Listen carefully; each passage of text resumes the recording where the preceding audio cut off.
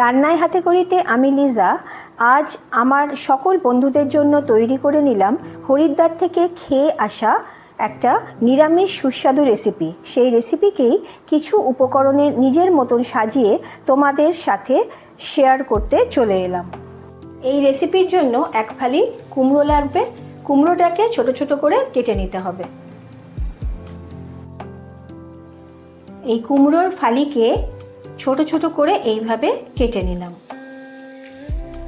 Gas ওভেনের ওপর কড়াই বসিয়ে কড়াইতে দিয়ে দিচ্ছি অল্প করে একটু সর্ষের তেল।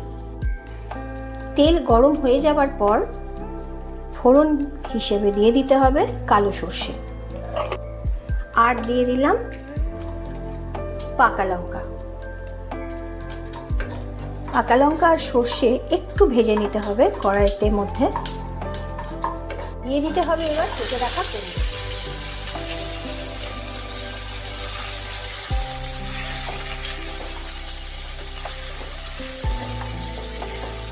বেশ একটু ভাজা ভাজা করে নিতে হবে কুমড়োটাকে। একটু নাড়াচাড়া করার পর দিয়ে দিতে হবে পরিমাণ মতো লবণ আর পরিমাণ মতো হলুদ। নুন হলুদ দিয়ে কুমড়োটাকে ভালোভাবে নাড়াচাড়া করে নিতে হবে।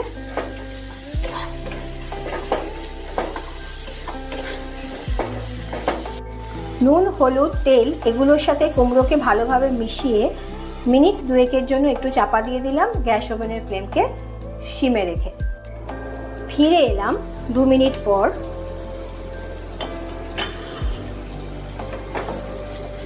কুমড়ো কিন্তু নরমও হয়ে গেছে আর বেশ একটু ভাজা ভাজা হয়ে গেছে। আর একটু ভাজতে হবে। এবার চাপা না দিয়ে একটু খুলে ভাজতে হবে। গ্যাসের ফ্লেমকে মিডিয়ামে রাখতে হবে।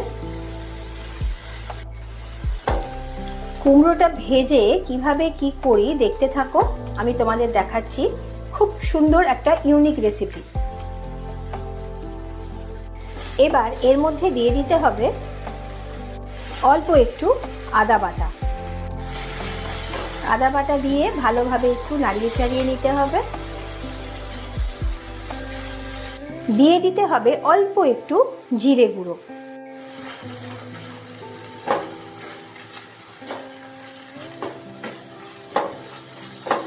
জিরে গুঁড়ো দিয়ে নাড়াচাড়া করার পর দিয়ে দিতে হবে একটু জ্যাগরি ডাস্ট।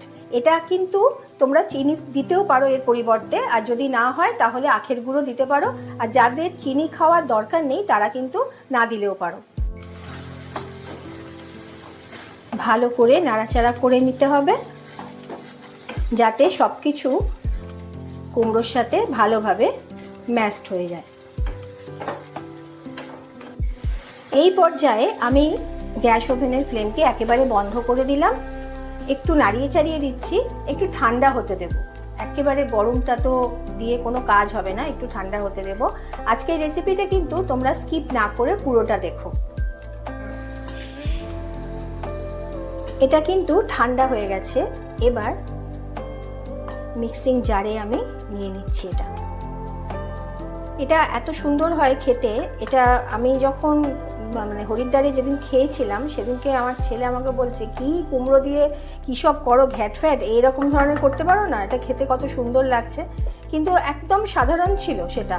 এখন আমি যখন করেছিলাম বাড়িতে তখন এটার সাথে আরও কিছু একটু মিশিয়েছিলাম, আর করে কিন্তু খুব ভালো লাগছিল। সেই জন্য আজকে তোমাদের সাথে এখানে আমি শেয়ার করতে চলে এলাম।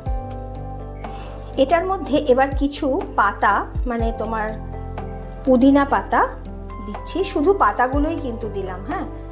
আর এর সাথে দিয়ে দিচ্ছি একটু ধনে পাতা।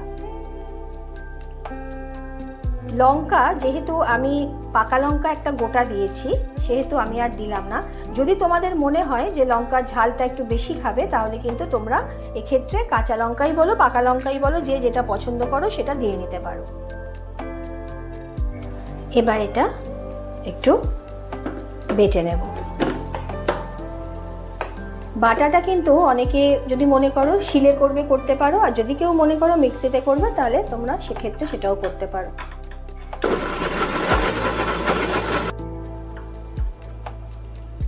রেডি হয়ে গেছে।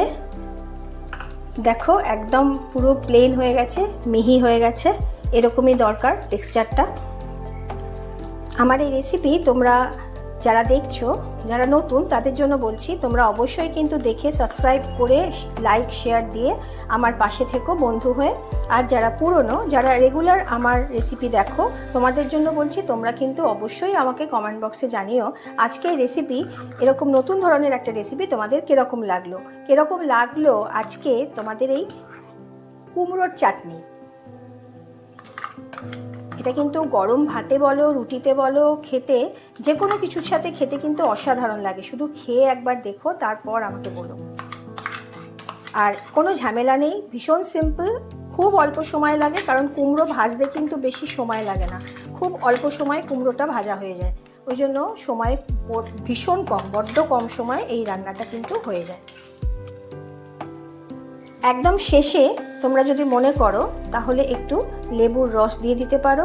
কেউ যদি মনে করো রান্নার মাঝখানে, মানে কড়াইতে যখন কুমড়োটা ভাজা হচ্ছিল তখন যদি কেউ মনে করো টমেটো দেবে তো দিতে পারো। যে যেটা খেতে পছন্দ করো তোমরা সেইভাবে তোমরা সেটা দিয়ে নিও। এটা এরকম ভালোভাবে একটু নাড়িয়ে চাড়িয়ে নিলেই কিন্তু আজকের মতন রেডি হয়ে গেল কুমড়োর চাটনি। অবশ্যই তোমরা খেয়ে কিন্তু আমাকে জানিও কমেন্ট বক্সে কীরকম লাগলো তোমাদের। আমি কিন্তু তোমাদের বলার অপেক্ষায় রইলাম। তাহলে আজকের মতন চলি, টাটা বন্ধুরা, আবার দেখা হবে পরের দিন।